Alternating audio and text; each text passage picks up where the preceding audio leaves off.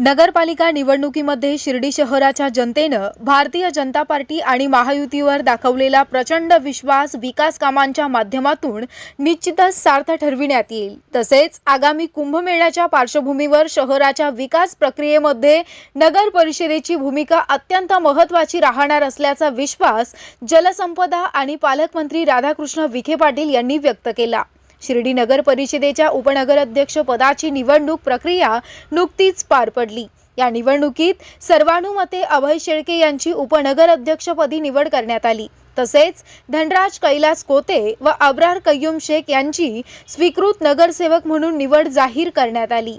नवनिर्वाचित पदाधिकाऱ्यांचा पालकमंत्री राधाकृष्ण विखे पाटील यांच्या हस्ते सत्कार करत अभिनंदन करण्यात आलं। यावेळी नगराध्यक्ष सौ जयश्रीताई थोरात, सभापती ज्ञानेश्वर गोंदकर, भाजपचे ज्येष्ठ नेते राजेंद्र गोंदकर, भाजप शहर अध्यक्ष रवींद्र गोंदकर यांच्यासह महायुतीचे पदाधिकारी, नगरसेवक आणि कार्यकर्ते मोठ्या संख्येने उपस्थित होते।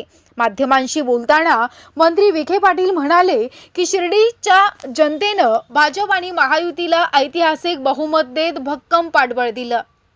शिर्डी शहरात यापूर्वी देखील सातत्याने सुरू असलेल्या विकास प्रक्रियेला जनतेनं नेहमीच साथ दिली असून यंदाच्या निवडणुकीत विकास कामांवर विश्वास ठेवून जनतेनं कौल दिला आहे। येणाऱ्या काळात शहराच्या सर्वांगीण विकासासाठी सर्व नवनिर्वाचित पदाधिकारी समन्वयाने काम करतील असा विश्वास त्यांनी व्यक्त केला। नगर परिषदेच्या निवडणुकीत मिळालेला हा ऐतिहासिक विजय जबाबदारीची जाणीव करून देणारा असल्याचं नमूद करत त्यांनी सांगितलं की हा विजय पंतप्रधान नरेंद्र मोदी, केंद्रीय गृहमंत्री अमित शाह यांच्या मार्गदर्शनाखाली आणि मुख्यमंत्री देवेंद्र फडणवीस यांनी घेतलेल्या लोकहिताच्या निर्णयाचं फलित आहे।